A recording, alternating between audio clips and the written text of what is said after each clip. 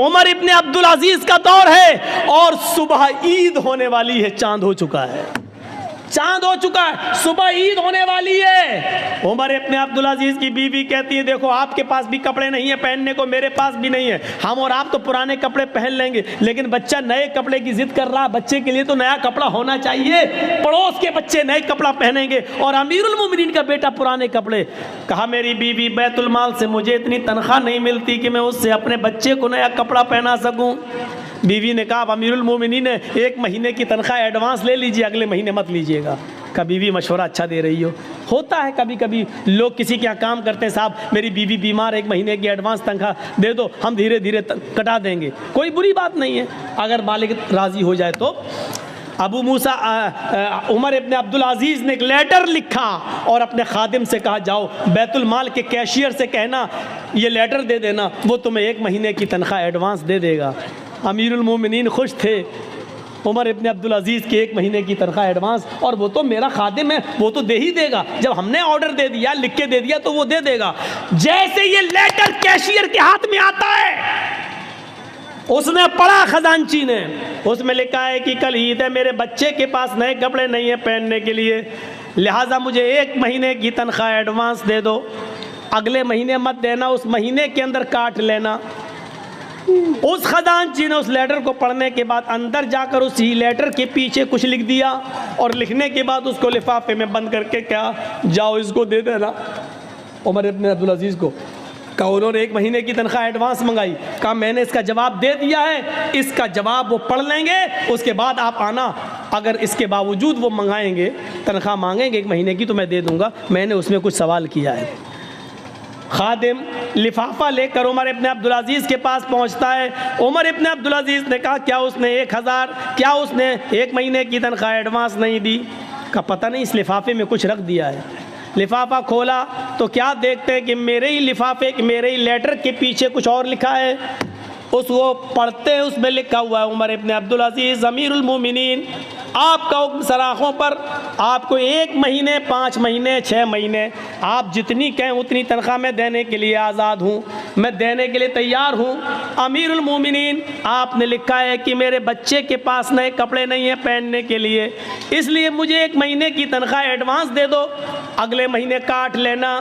लेकिन आपने ये नहीं लिखा अगले महीने तक अगर आप जिंदा न रहे, अगला महीना शुरू होने से पहले अगर आपका इंतकाल हो गया तो 1 महीना जो एडवांस तनख्वाह आपके पास जाएगी, इस तनख्वाह को वापस कौन करेगा? उसका ज़मानती कौन है? उस तनख्वाह को बैतुल माल में जमा कौन करेगा?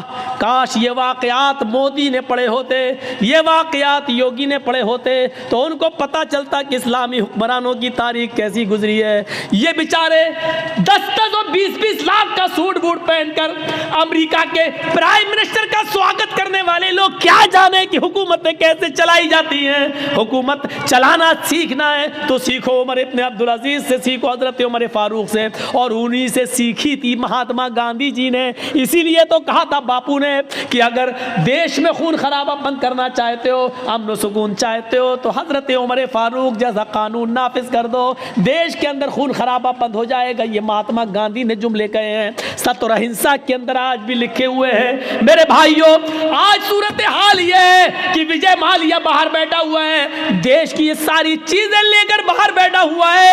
आज पूरे देश के गोदामों को अडानी और अंबानी के सुपुर्द कर दिया जा रहा है और देश का चौकीदार कुछ बोलने के लिए तैयार नहीं है।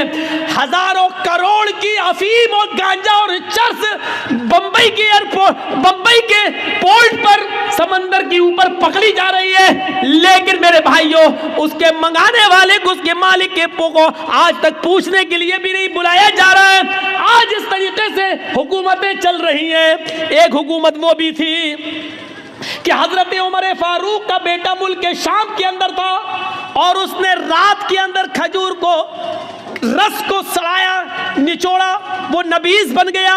सुबह होते होते उसके अंदर नशा आ गया, उसको मालूम नहीं था और उसने नबीज पी ली। उमर फारूक के बेटे ने नबीज पी ली, शराब की एक किस्म है, उसको मालूम नहीं था कि ये सड़ चुकी है और इसमें नशा आ गया है। जब वो पी लिया तो उसमें नशा आ गया, मुल्क शाम के गवर्नर को पता चला तो हजरत उमर फारूक के बेटे को बुलाया और 40 कोड़े लगवा दिए मुल्क शाम के अंदर। लेकिन मदीने में जब उमर फारूक को पता चला कि मेरा बेटे ने शराब पी ली और यह भी पता चला कि 40 कोड़े लग गए, लेकिन इसके बावजूद लेटर लिखा अमर प्रयास को कि मेरे बेटे के लिए मैं घोड़ा भेज रहा हूं स्पेशल, उस घोड़े से मेरे बेटे को जल्दी वापस मदीने भेजा जाए। बेटा खुश था कि मेरे अब्बू ने कोई अर्जेंट काम के लिए बुलाया। जब अमर प्रयास ने उस स्पेशल घोड़े से उमर फारूक के बेटे को भेजा, बेटा जब आया तो उसको उसकी मां से नहीं मिलने दिया, कहा इसको हिरासत में लो। हिरासत में ले लिया अपने लखते जिगर को, अपने बेटे को, और उसको कहा जल्लाद से कि कोड़े लगाओ, 40 कोड़े इसको मेरे सामने मारो। बेटा कहता है अमीरुल मोमिनीन, आए अब्बू जान, एक जुर्म की 2 बार सजा कैसे? 40 कोड़े की सजा तो मैंने मुल्क शाम में खा ली है, धोखे से नशे वाली चीज पी ली, इसके बावजूद मैंने 40 कोड़े वहां खा लिए, फिर यहां क्यों मारा जा रहा है? कहा पहला जल्लाद 10 कोड़े मारेगा, उसके बाद दूसरा मारेगा, क्योंकि 10 के बाद वो थक जाएगा, फिर जितनी जोर से मार पड़नी चाहिए उतनी जोर से मार नहीं पड़ेगी। 40 कोड़े दूसरे जल्लादों से पड़वाया। बेटा कहता रहा अब्बू जान, एक जुर्म की डबल सजा, ये बेइंसाफी है। हजरत उमर कहते रहे बेटे मुझे अमर इब्न आस पर भरोसा नहीं है, का अल्लाह की कसम उन्होंने कोड़े मारे लगवाए, हाँ मैं जानता हूं कोड़े लगवाए, लेकिन मेरा दिल कहता है कि अमर इब्न आस ने रियायत बरती होगी, जितनी जोर से कोड़े मारना चाहिए उतनी जोर से नहीं पड़े होंगे, इसलिए कि आप अमीरुल मोमिनीन के बेटे हैं, उमर फारूक के बेटे हैं, ये सोचकर जल्लादों ने हल्के हल्के कोड़े मारे होंगे। आज असली कोड़े अब पड़ेंगे तुम्हारे ऊपर। जब अपनों को सजा देने का रवाज था तो जराइम बंद थे, जब अपनों को बचाया जाता है तो जराइम का अंबार लगता है और जराइम पैदा होते हैं। सीखो, हुकूमत ऐसे चलती हैं। आए उमर इब्न अब्दुल अजीज, आपको अगर 1 महीने की तनख्वाह दे दूं एडवांस, अगले महीने अगर आप जिंदा नहीं रहे, इंतकाल हो गया, तो 1 महीने की ये तनख्वाह वापस कौन करेगा? हजरत उमर इब्न अब्दुल अजीज रोने लगे और अपनी बीवी से कहने लगे, बीवी, जिस अमीरुल मोमिनीन का कैशियर इतना ज्यादा अमानतदार हो, इतना ज्यादा अल्लाह से डरने वाला हो कि वो अपने अमीर को भी, अपने हाकिम को भी सवाल कर रहा हो, तो मुझे उम्मीद है कि इंशाअल्लाह 1 दिरहम की बेईमानी नहीं होगी। मेरा बच्चा कल पुराने कपड़े ही पहनेगा। 1 महीने की तनख्वाह में एडवांस नहीं लेंगे, क्योंकि हमें ये मालूम नहीं है कि अगले महीने हम जिंदा रहेंगे भी या नहीं रहेंगे। मेरे भाइयों, ये वाक़यात हमें झंझोड़ देते हैं, ये वाक़यात हमें झंझोड़ देते हैं अंदर से। वो कौन सा मंजर था? यही उमर इब्न अब्दुल अजीज थे, जिनकी बीवी हामिला थी, पेट में बच्चा था, और आप जानते हैं डॉक्टर कहते हैं कि जिसके पेट में बच्चा हो उस औरत को खाते पीते रहना चाहिए, क्योंकि माँ जो खाएगी वही बच्चे को बनेगा। लेकिन यहाँ 4 दिन से माँ को कुछ नहीं मिला। डर हो गया कि ये बच्चा कहीं मर न जाए पेट में, माँ खाएगी तो बच्चे को लगेगा, जब माँ ही भूखी है तो बच्चा तो वैसे ही मर जाएगा। उमर इब्न अब्दुल अजीज की बीवी कहती है अपनी खादिमा से, खादिमा तुम्हारे मालिक तो मुझे कुछ देंगे नहीं, ऐसा करो बैतुल माल से में चली जाओ, और सुनो ये वाक़या झंझोड़ देगा, बैतुल माल में चली जाओ, 1 प्याला दूध वहाँ के खजानची से, कैशियर से ले आओ, देखो अगर मैंने दूध नहीं पिया, कुछ खाया नहीं, तो पेट का बच्चा मर जाएगा जो अमानत है। रात की तारीकी में खादिमा निकलती है और बैतुल माल के कैशियर से कहती है, बैतुल माल के खजानची से कहती है कि 1 प्याला दूध दे दो। हमारी मालिकन उमर इब्न अब्दुल अजीज की बीवी को हमल है, पेट में बच्चा, 4 दिन से कुछ नहीं खाया, बच्चा कहीं भूख की वजह से मर न जाए, बच्चा अगर मर गया तो ये बहुत बड़ी जिम्मेदारी होगी, 1 प्याला दूध दे दो। उसने जल्दी से सुना उमर इब्न अब्दुल अजीज की बीवी हैं और पेट में बच्चा है और 4 दिन से कुछ नहीं मिला, तो उसने सोचा बच्चा ना मर जाए, जल्दी से 1 प्याला दूध दे दिया, जाओ ले जाओ।